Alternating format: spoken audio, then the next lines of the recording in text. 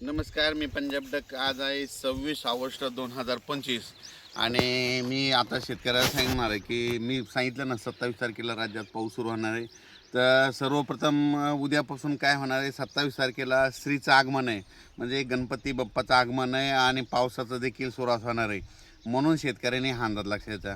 राज्यातल्या शेतकऱ्याला सांगू इच्छितो की तुम्ही काय करा, म्हणजे आता ना म्हणजे आज आणि उद्याचे दिवस तुम्हाला ना शेतामध्ये फवारणी करायला वेळ भेटेल, दुपारपर्यंत ऊन भेटेल, त्याच्यामध्ये तुम्ही फवारणीची खताची कामे करून घ्या. कारण की राज्यामध्ये 27पासून ते गणपतीचं आगमन, म्हणजे गणपती बाप्पाचं आगमनपासून ते विसर्जनापर्यंत राज्यात सांगायचं झालं तर पाऊस जास्त कुठं पडणार आहे, वर्धा, नागपूर, भंडारा, गोंदिया, चंद्रपूर, यवतमाळ, नांदेड, हिंगोली, त्याच्यानंतर परभणी, त्याच्यानंतर बीड जिल्हा, लातूर जिल्हा, जालना जिल्हा, संभाजीनगर, बुलढाणा जिल्हा, अकोला, अमरावती, हिंगोली, वाशिम, म्हणजे गणपती आपलं श्रीचं आगमनपासून ते 5 तारखेपर्यंत विसर्जनापर्यंत ह्या पट्ट्यामध्ये दररोज वेगवेगळ्या भागात दररोज पाऊस सुरू राहणार आहे. म्हणून हा अंदाज लक्षात घ्यायचा. आणि राज्यातल्या शेतकऱ्याला सांगू इच्छितो की राज्यात देखील इतर भागात देखील, म्हणजे पुणे, म्हणजे कोकणपट्टीपासून ते मुंबई, इगतपुरी, नाशिक, तिकडला देखील ह्यामध्ये उद्यापासून 28पासून पाऊस वाढणार आहे. श्रीचं आगमन होणार आहे आणि तिकडला पाऊस वाढणार आहे. सातारा, सांगली, सोलापूर, कोल्हापूर तिकडं देखील काय होणार आहे, श्रीचं आगमन झालं की तिकडं देखील पाऊस वाढणार आहे. म्हणून बीड जिल्ह्यात देखील वाढणार आहे, कडा आष्टीकडे पडणार आहे, अहिल्यानगरकडं देखील पडणार आहे, जळगाव जिल्ह्यात देखील पडणार आहे, धुळे जिल्ह्यात देखील पडणार आहे, नंदुरबार जिल्ह्यात देखील पडणार आहे, नाशिककडे पडणार आहे, इगतपुरीकडे जरा तिकडचा दररोज चालूच राहील. म्हणून हे लक्षात येतं.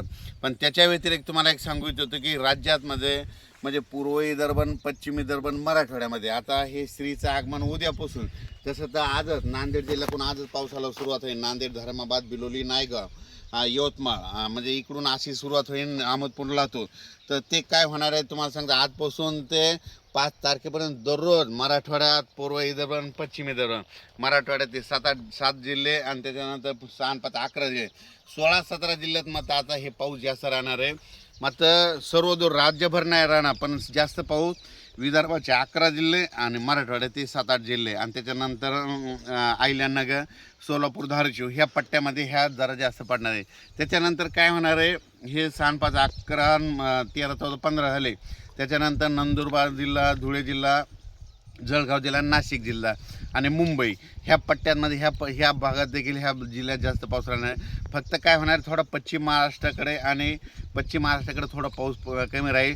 पण तिकडं देखील ना म्हणजे ह्या जवळपास 5 तारखेपर्यंत, म्हणजे आपलं श्रीच्या आगमनापासून ते विसर्जनापर्यंत दररोज वेगवेगळ्या भागात पाऊस पडणार आहे. सर्वदूर नसणार, पण दररोज काय होईल, आज समजा तुम्हाला सांगतो, आज नांदेड जिल्ह्यात पाऊस सुरू होईल तर उद्या परभणीकडे येईल, की 13 जालन्याकडे जाईल. म्हणजे दररोज असा वेगवेगळा जिल्हा घेईल, वेगवेगळा तालुका घेईल. पण हा राज्यभर पाऊस काय होणार आहे आता, म्हणजे उद्यापासून सुरू होणार आहे. शेतकऱ्याला फक्त आता 2 दिवस आहे, आज आणि उद्याचा दिवस, शेतीचे कामे करण्यासाठी. आज दुपारपर्यंत काय होईल, थोडं सूर्यदर्शन होईल. सूर्यदर्शन झाल्याच्या नंतर काय होईल, लगेच काय होईल, पुन्हा दुपारी 2:30च्या नंतर काही भागाला पाऊस सुरुवात होणार आहे. म्हणून हे लक्षात घ्यायचं.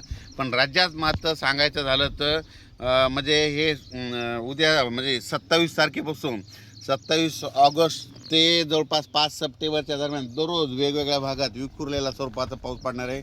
जास्त पाऊस पूर्व विदर्भ, पश्चिम विदर्भ आणि मराठवाड्याकडे असणार आहे.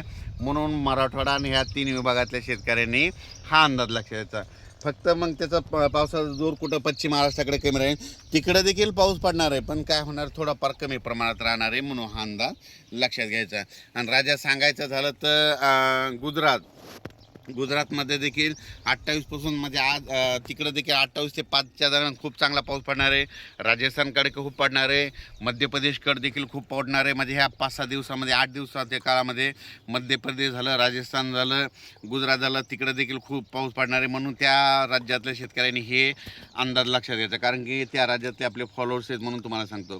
त्याच्यानंतर तेलंगणातल्या शेतकरी, कर्नाटक, आंध्र शेतकऱ्यांनी देखील हा अंदाज लक्षात यायचा.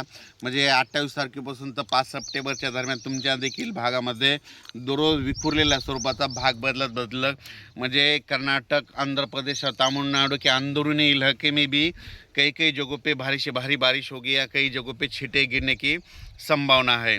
म्हणजे कई जगहों में ज़्यादा बारिश होने वाली है. कर्नाटक,